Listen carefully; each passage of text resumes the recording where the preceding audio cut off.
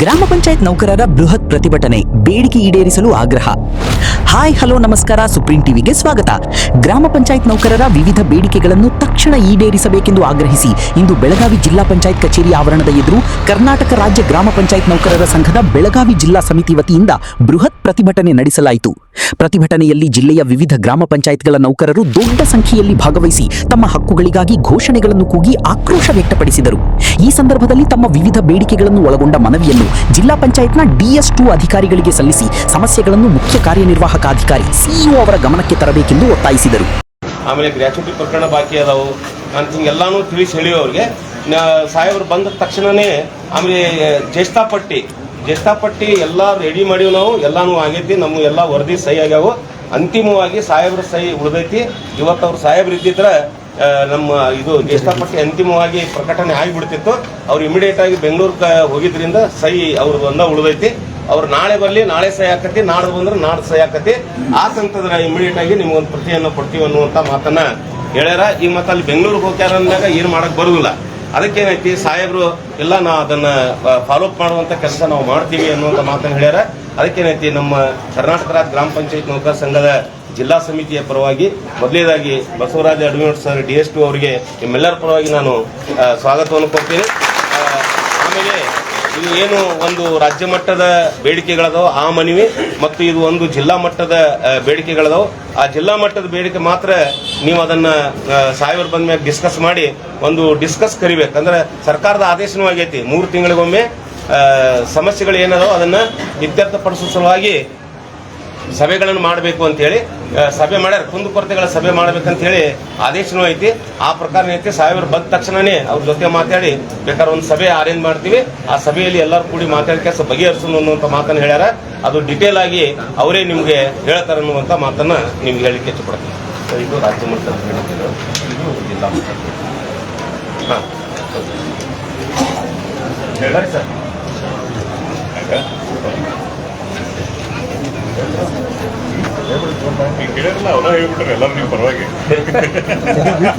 ಇದು ಜಿಲ್ಲಾ ಮಟ್ಟದಲ್ಲಿ ಹಾಕಂತಕ್ಕಂಥ ಎಲ್ಲ ಬಾಕಿ ಉಳಿದ್ರೆ ಗ್ಯಾಚುಟಿ ಪ್ರಕರಣಗಳ ಇತ್ಯರ್ಥವಾಗುತ್ತಂತಿದ್ದೀರಿ. ಇದು ಬಾಕಿ ಎಷ್ಟು ಅದಾವ ನಾವು ಗ್ರಾಮ ಪಂಚಾಯತ್ನಲ್ಲಿ ತರ್ಸ್ಕೊಂಡ್ಬಿಟ್ಟು ಇದೊಂದು ಕ್ಲಿಯರ್ ಮಾಡ್ತೀವಿ. ವಸೂಲಿ 40% ಮೊತ್ತದ ಎಸ್ಕ್ರೋ ಖಾತೆಗೆ ಜಮಾ ಮಾಡಬೇಕು. ಅಂದರೆ ನಿಧಿ 2ದಲ್ಲಿ ಏನು ವಸೂಲಾತಿ ಆಗಿರುತ್ತೆ ಅದಕ್ಕೆ 40% ಈಗಾಗಲೇ ನಿಮಗೆ ಸಪ್ರೇಟ್ ಅಕೌಂಟ್ ಇದೆ ಸ್ಟಾಫ್ ಸ್ಯಾಲ್ರಿ ಸಂಬಂಧಪಟ್ಟಂಗೆ, ಅದಕ್ಕೆ ಜಮಾ ಮಾಡಲಿಕ್ಕೆ ಇನ್ನೊಮ್ಮೆ ಇನ್ಸ್ಟ್ರಕ್ಷನ್ ಕೊಡ್ತೀವಿ. ಬಾಕಿ ಇರೋ ಧ್ವಜಾರೋಹಣ ಬರುತ್ತೆ. ಧ್ವಜಾರೋಹಣ ಬಾಕಿ ಯಾವ್ದು ಬಾಕಿ ಇದೆ ನಮ್ಗೆ ಗೊತ್ತಾಯ್ತು ಅಂದರೆ ನಾವು ಸ್ಪೆಸಿಫಿಕ್ಕಾಗಿ ಅವ್ರ ಜೊತೆ ಮಾತಾಡಿ ಕ್ಲಿಯರ್ ಮಾಡ್ತೀವಿ. ಆದರೂ ಇದ್ರ ಪರವಾಗಿ ನಾವು ಯಾವ ಕಡೆಯಿಂದ ದೃಢೀಕರಣ ತಗೋತೀವಿ, ಪ್ರತಿ ಪಂಚಾಯತಿಂದ ದೃಢೀಕರಣ ತಗೊಂಡು ಪೇಮೆಂಟ್ ಆದ ಬಗ್ಗೆ ಖಾತ್ರಿಪಡಿಸ್ಕೊಡ್ತೀವಿ. ಆಮೇಲೆ ಹಿಂದಿನ ಬಾಕಿ ವೇತನ ಅಂತೀವಿ, ಅದು ಸ್ಪೆಸಿಫಿಕ್ಕಾಗಿ ಏನಾದರೂ ನೀವು ನಮ್ಗೆ ಹೇಳಿದರೆ ಬಾಕಿ ವೇತನ ಪಾವತಿ ಮಾಡಲಿಕ್ಕೆ ನಾವು ಕ್ಲಿಯರ್ ಮಾಡಲಿಕ್ಕೆ ನಾವು ಕ್ರಮ ವಹಿಸ್ತೀವಿ. ಕೂಡಲೇ ಬಡ್ತಿ ಪ್ರಕ್ರಿಯೆ ಅಂತ ಹೇಳ್ತೀರಾ, ಈ ಪ್ರಕರಣಕ್ಕೆ ಸಂಬಂಧಪಟ್ಟಂಗೆ ಈಗ ಸೀನಿಯಾರಿಟಿ ಲಿಸ್ಟು ಫೈನಲ್ ಆಗಿರ್ತದೆ, ಸರ್ ಫೈನಲ್ ಇದೆ, ಅದಾಗ್ತದೆ 2-3 ಕ್ಲಿಯರ್ ಆಗುತ್ತೆ. ಇನ್ನೊಂದು ಸ್ಟೇಟ್ ಅಂತದಲ್ಲಿ ಆಗಬೇಕಾಗಿರೋದು ನೀವೇನು ಕೊಟ್ಟಿದ್ದೀರಿ, ಇದನ್ನು ಸ್ಟೇಟ್ ಅಂತ ಕಳಿಸ್ಲಿಕ್ಕೆ ನಾವು ಆಮೇಲೆ ಎಕ್ಸಾಂಪಲ್ 12 ಈ ಪಂಚಾಯತಿ ಒಳಗೆ ಪೇಮೆಂಟ್ ಬಾಕಿ ಅದಾವು ಮತ್ತು ಇಷ್ಟು ನಿರ್ವೃತ್ತಿ ಸರ್, ಇದು ಮಾಹಿತಿಗಾಗಿ ನಿಮ್ಗೆ ಮಾಡ್ತೀವಿ. ಇನ್ನು ಎಲ್ಲ ಪಂಚಾಯತಿಗೂ ಆ ರೀತಿ ನಾವು ಮಾಹಿತಿ ನಿಮ್ಗೆ ಕೊಡ್ತೀವಿ.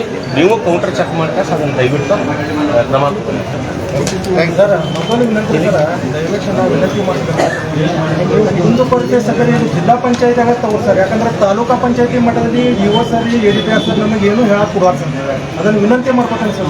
ಅಲ್ಲ, ಒಂದು ಕೊರತೆ ಸಭೆ ಆನ್ಲೈನ್ ಮುಖಾಂತರ ಕರೆದಿರ್ತಾರೆ ಇಲ್ಲ ಸರ್. ಅವ್ರು ಹೇಳಕ್ಕೆ ಮೊದಲು ಹೇಳ್ತಾರೆ ಸರ್, ಅಲ್ಲಿ ಏನು ಜಿಲ್ಲಾ ಪಂಚಾಯತಿ ಹೇಳಕ್ಕೆ ಹೋಗ್ಬೇಕ್ರಿ ಅಂತ ಮೊದಲು ಹೊರಗೆ ಕರೆದ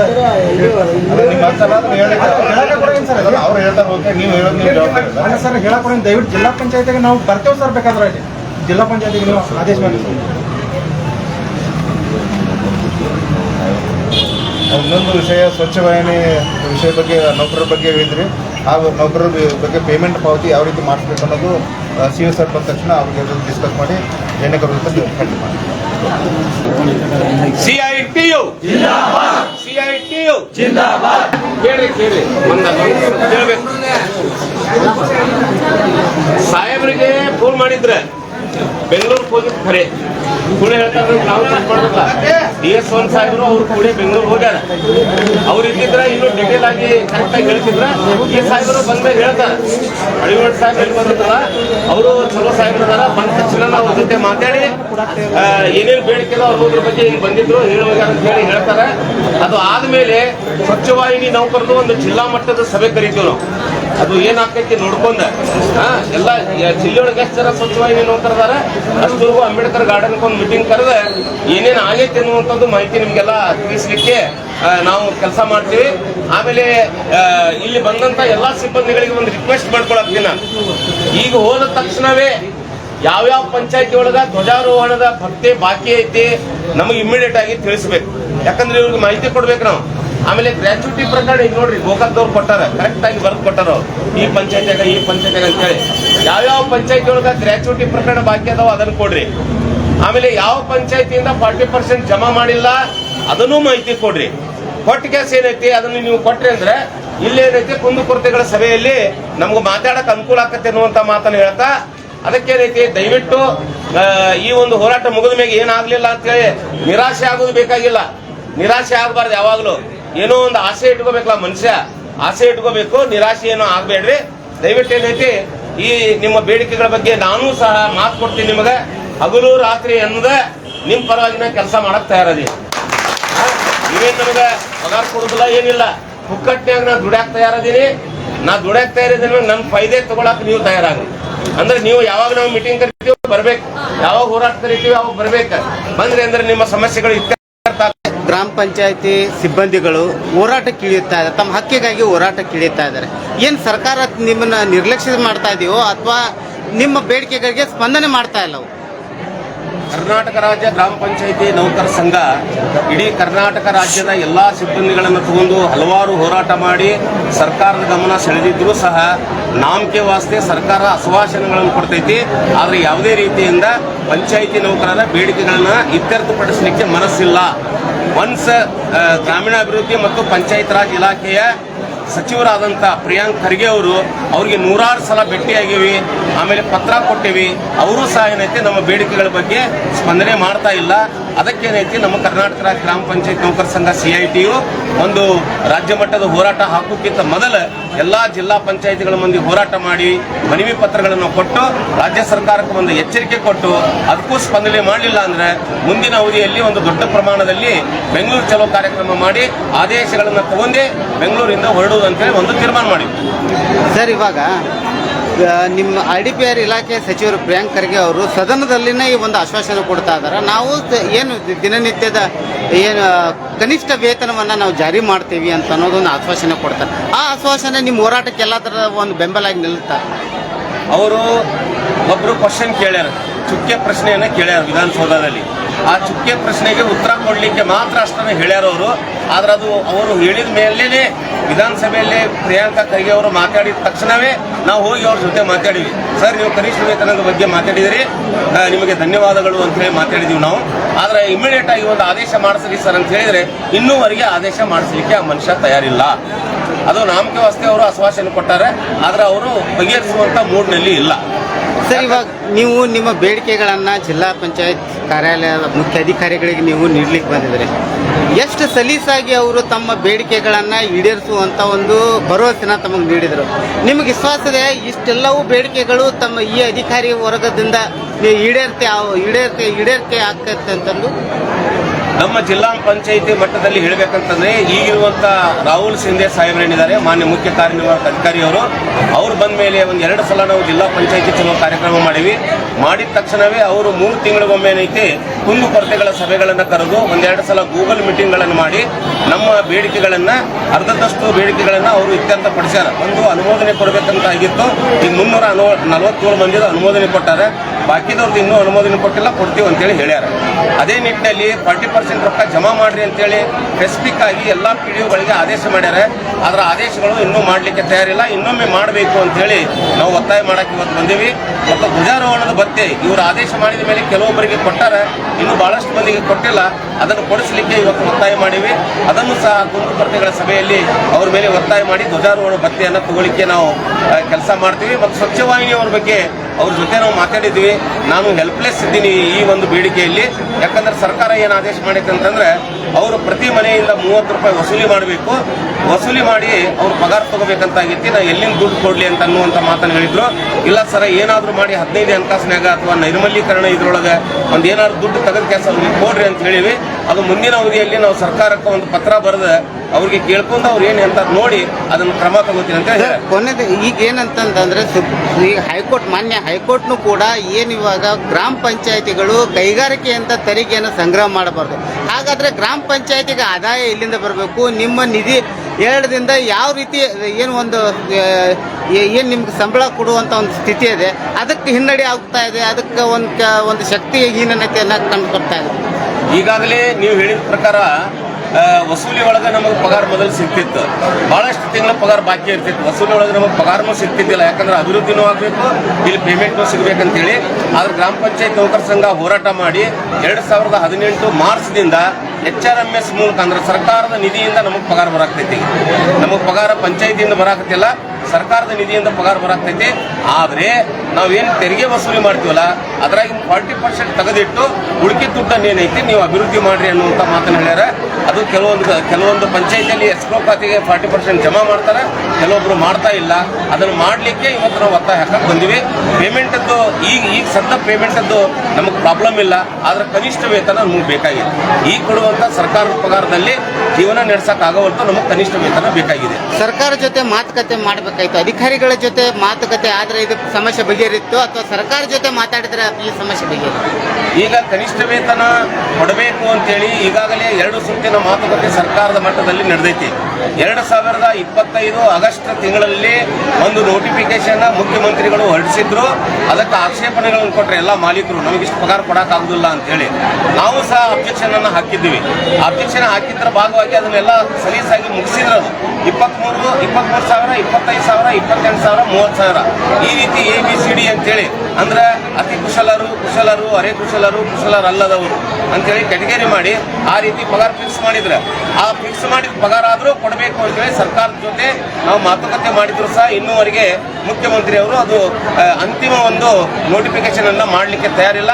ಅವ್ರು ಮಾಡಬೇಕು ಅಂತೇಳಿ ಇವತ್ತು ನಾವು ರಾಜ್ಯ ಮಟ್ಟದ ಬೇಡಿಕೆಯನ್ನು ಇಟ್ಟುಕೊಂಡು ಮಾನ್ಯ ಮುಖ್ಯ ಕಾರ್ಯನಿರ್ವಾಹಕ ಅಧಿಕಾರಿಗಳ ಮೂಲಕ ಇವತ್ತು ರಾಜ್ಯ ಸರ್ಕಾರಕ್ಕೆ ಮನವಿ ಕೊಟ್ಟೆವು. ಇದು ಸಾಂಕೇತಿಕ ಹೋರಾಟವೋ ಅಥವಾ ಮುಂದೆ ಬರುವ ದಿನಗಳಲ್ಲಿ ಸರ್ಕಾರಕ್ಕೆ ಎಚ್ಚರಿಕೆಯನ್ನು ನೀಡುವಂತ ಸಾಂಕೇತಿಕ ಹೋರಾಟ ಅಲ್ಲ, ಇದು ನಮ್ಮ CITU ಕರ್ನಾಟಕ ರಾಜ್ಯ ಗ್ರಾಮ ಪಂಚಾಯತ್ ನೌಕರ ಸಂಘ ಕರೆ ಕೊಟ್ಟಿದ್ದರ ಭಾಗವಾಗಿ ಮೊದಲು ಜಿಲ್ಲಾ ಪಂಚಾಯತಿ ಮಟ್ಟದಲ್ಲಿ ಹೋರಾಟವನ್ನ ಮಾಡಿ ರಾಜ್ಯ ಸರ್ಕಾರಕ್ಕೆ RDPRಕ್ಕೆ ಮನವಿ ಕೊಡೋಣ. ಅದಕ್ಕೂ ಅವರು ಸ್ಪಂದನೆ ಮಾಡಲಿಲ್ಲ ಅಂದ್ರೆ ಮುಂದಿನ ಹೋರಾಟ ಅತಿ ಉಗ್ರವಾದಂಥ ಹೋರಾಟ ಆಗ್ತದೆ. ಮತ್ತು ಕನಿಷ್ಠ ವೇತನ ಆದೇಶ ತಗೊಂಡ ಬೆಂಗಳೂರಿಂದ ಬರುವುದು ಅಂತೇಳಿ ಒಂದು ತೀರ್ಮಾನ ಮಾಡ್ಯಾರ. ಆ ತೀರ್ಮಾನದ ಭಾಗವಾಗಿ ಇವತ್ತು ಜಿಲ್ಲಾ ಪಂಚಾಯತ್ನಲ್ಲಿ ಹೋರಾಟ ಮಾಡಿ ಸರ್ಕಾರಕ್ಕೆ ಎಚ್ಚರಿಕೆ ಕೊಟ್ಟು ಒಂದು ಮನವಿ ಕೊಟ್ಟಿವಿ. ಮನವಿಗೆ ಸ್ಪಂದನೆ ಮಾಡಲಿಲ್ಲ ಅಂದ್ರೆ ಇಡೀ ರಾಜ್ಯದ ಜನ ಎಲ್ಲರೂ ಬೆಂಗಳೂರಿನ ಫ್ರೀಡಂ ಪಾರ್ಕ್ನಲ್ಲಿ ಇದ್ದು ಹೋರಾಟವನ್ನು ಮಾಡ್ತಾರೆ. Thank you sir. ಇದಲ್ಲದೆ ಗ್ರಾಮ ಪಂಚಾಯತ್ ನೌಕರರ ಹಲವು ಕುಂದುಕೊರತೆಗಳನ್ನು ಚರ್ಚಿಸಲು ಶೀಘ್ರದಲ್ಲೇ ಸಭೆ ಕರೆಯಬೇಕು ಹಾಗೂ ಸಮಸ್ಯೆಗಳಿಗೆ ಸೂಕ್ತ ಪರಿಹಾರ ಒದಗಿಸಬೇಕೆಂದು ಪ್ರತಿಭಟನಾಕಾರರು ಆಗ್ರಹಿಸಿದರು.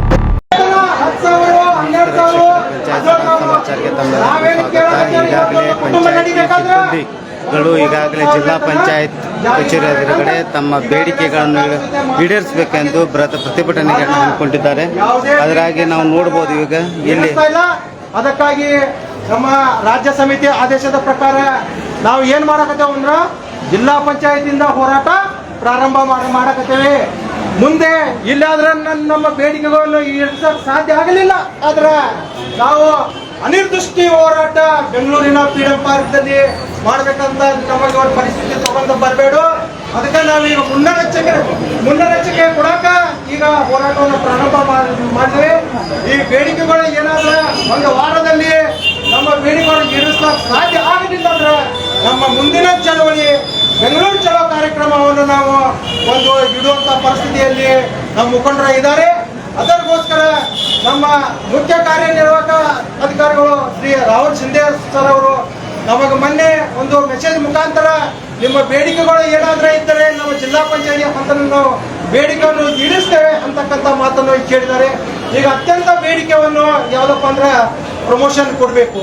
ಯಾಕಂದ್ರೆ ಇಲ್ಲಿ ನಮ್ಮ ಎಲ್ಲರೂ 20 ವರ್ಷ ಕೆಲಸ ಮಾಡಿ ಎರಡು ವರ್ಷದ ಅವ್ರಿಗೆ ಈಗ ಪ್ರಮೋಷನ್ ಕೊಟ್ರೆ ಅವ್ರ PP ಡಿಕ್ಲೇರ್ ಆಗಂಗಿಲ್ಲ. ಅದಕ್ಕಾಗಿ ಏನಪ್ಪ ಅಂದ್ರೆ ಎಷ್ಟು ಕೊಡ್ತಾರೆ ಕೊಡ್ಲಿರಿ, ಆದ್ರೆ ಇವತ್ತು ಅಂತಿಮ ಜಸ್ಟ್ ಫೈನಲ್ ಮಾಡಿ ಒಂದು ವಾರದಲ್ಲಿ ಪ್ರಮೋಷನ್ ಕೊಡ್ಬೇಕಂತ ಈಗಾಗಲೇ ನಾವು ಸಾಹೇಬರಿಗೆ ಮನವಿ ಕೊಟ್ಟಿದ್ದೇವೆ. ಎರಡನೇದಾಗಿ ಎಲ್ಲಾ ಸಿಬ್ಬಂದಿಗಳಿಗೆ ಏನಪ್ಪ ಅಂದ್ರೆ ಜಿಲ್ಲಾ ಪಂಚಾಯತಿಂದ ಅನುಮೋದನೆ ಆದ್ರೆ ಮಾತ್ರ ನಾವು ಗ್ರಾಮ ಪಂಚಾಯತಿ ಸಿಬ್ಬಂದಿ, ಇಲ್ಲಾಂದ್ರೆ ನಿಮಗೆ ಏನು ಅರ್ಥ ಇಲ್ಲ.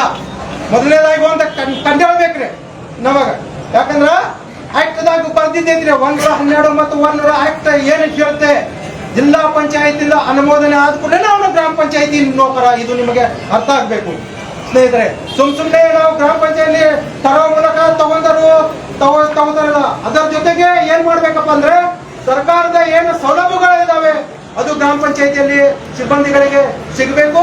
ಮತ್ತು ವರ್ಷದಲ್ಲಿ 2 ಸಲ ಏನ್ ಮಾಡಬೇಕಪ್ಪ ಅಂದ್ರೆ ಜ್ಯೇಷ್ಠ ಪಟ್ಟಿ ಮಾಡಬೇಕು, ಒಂದ್ಸಲ ಫೈನಲ್ ಮಾಡಿ ಪ್ರಮೋಷನ್ ಕೊಡಬೇಕು.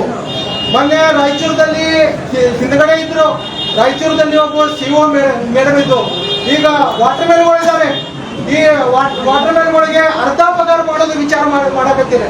ಯಾಕಂದ್ರೆ ನೀವು ಬರೇ 4 ತಾಸು ಕೆಲಸ ಮಾಡ್ತೀರಿ. ಈಗ ಏನಾದ್ರು ಮೋಟ್ರದಾಗ ಬಂದಿದ್ರಲ್ಲ, ರಿಮೋಟ್ ಕೊಡಿದ್ರೆ ಮೋಟ್ರ್ ಚಾಲು ಆಗ್ತಾವ.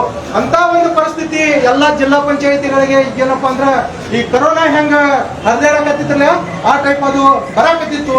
ನಮ್ಮ ಮುಖಂಡರಿಗೆ ಇಮಿಡಿಯೇಟ್ಲಿ ಈ ವಿಷಯ ತಿಳಿಸ್ಕೊಡ್ಲಿ, IDPR ಇಲಾಖೆ ಜೊತೆ ಹೋದ ಕೂಡಲೇ ನಾವು ಪ್ರಧಾನ ಕಾರ್ಯದರ್ಶಿಯವರ ಮಾತುಕತೆ ಮಾಡಿದ ಕೂಡಲೇ ಅದನ್ನ ಅಲ್ಲೇ ಏನ್ ಮಾಡ್ಬೇಕಂದ್ರೆ ಸ್ಟಾಪ್ ಮಾಡಿ ಇಟ್ರು. ಹಂಗಾಗಿ ನಿಮಗೆಲ್ಲ ನಾವು ವಿನಂತಿ ಮಾಡ್ಕೋತೀನಿ, ನಮ್ಮ ಬೇಡಿಕೆಗಳು ನಾವು ಪಂಚಾಯಿತಿಯಲ್ಲಿ ಊರಲ್ಲಿ ಕೆಲಸ ಮಾಡಿದ್ರೆ ನಮ್ಮ ಬೇಡಿಕೆಗಳು ಈಡೇರಿಸಕ ಸಾಧ್ಯ ಇಲ್ಲ. ಯಾಕಂದ್ರೆ ಹೋರಾಟದ ಮುಖಾಂತರ ಮಾತ್ರ ಬೇಡಿಕೆಗಳು ಈಡೇರಿಸಕ ಸಾಧ್ಯ ಅಂತಕ್ಕಂಥ ಈ ಸಂದರ್ಭದಲ್ಲಿ ನಿಮಗೆ ನಾವು ಈ ಮಾತನ್ನು ಹೇಳ್ತಾ ಇದ್ದೇನೆ ಸ್ನೇಹಿತರೆ. ಅದಕ್ಕಾಗಿ ವೇತನದ ಬಗ್ಗೆ ಹಲವಾರು ವಿಚಾರ ಮಾಡಿದರು. 2017ಕ್ಕೆ ನಮ್ಮ ವೇತನ ಏನಪ್ಪಾ ಅಂದ್ರೆ 5 ವರ್ಷಕ್ಕೊಮ್ಮೆ ಪರಿಷ್ಕರಣೆ ಮಾಡಬೇಕಂತಕ್ಕಂಥ ಸರ್ಕಾರದ ಆದೇಶ ಇದೆ. ಆದ್ರೆ ಇಲ್ಲಿಯವರೆಗೆ ಈ ಸರ್ಕಾರ 10 ವರ್ಷ ಆದ್ರೂ ಅದರ ಬಗ್ಗೆ ತಲೆ ಕೆಡಿಸ್ಕೊಂಡಿಲ್ಲ. ಬೆಲೆ ಮಾತ್ರ ಏರಿಕೆ ಆಗ್ತಾ ಇದೆ, ಆದ್ರೆ ನಿಮ್ಮ ವೇತನ ಎಲ್ಲಿದೆ ಅಲ್ಲೇ ಇದೆ ನಿಮ್ಮ ವೇತನ. ಅದಕ್ಕಾಗಿ ನಾವು ವಿನಂತಿ ಮಾಡ್ಕೋತೇನೆ, ಈ ಸಂದರ್ಭದಲ್ಲಿ ನಮ್ಮ ಸಾಹೇಬರು ನಾವು ನಮ್ಮ ಬೇಡಿಕೆಗಳು ಈಡೇರಿಸಿಕೊಡ್ಬೇಕು ಅಂತಕ್ಕಂಥ ಮಾತನ್ನು ಹೇಳಿ ನಾನು 2 ಮಾತುಗಳನ್ನು ಮುಗಿಸಿದ್ದೇನೆ.